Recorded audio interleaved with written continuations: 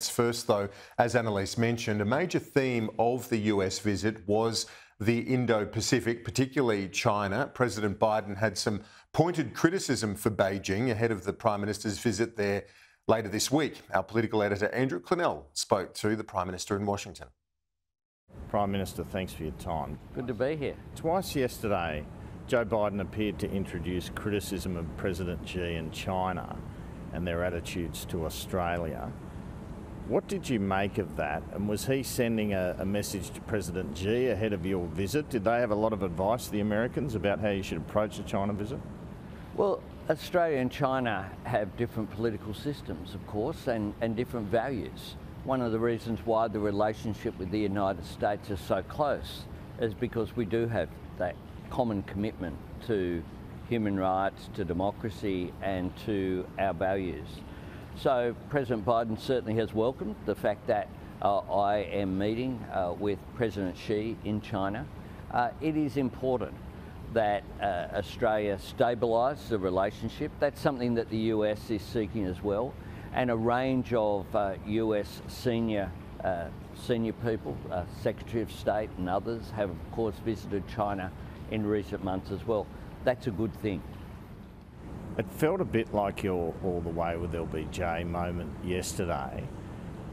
You've done an awful lot of work with this president. How was yesterday for you, and how would you feel about, say, losing him at the next US election if it were to happen? Well, I've worked really closely with President Biden. This visit is our 9th occasion in which we've had engagement. We've had dinner at the White House twice this week. And it's a friendship which is developed there. We talk as well when we need to and engage. And I find President Biden very easy to deal with.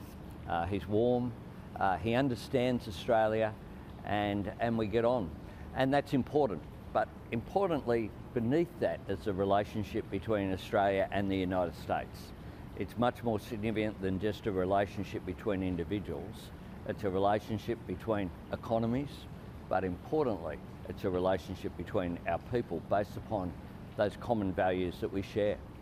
Inflation's still sticky in Australia. Was there much discussion about the global economy with the President?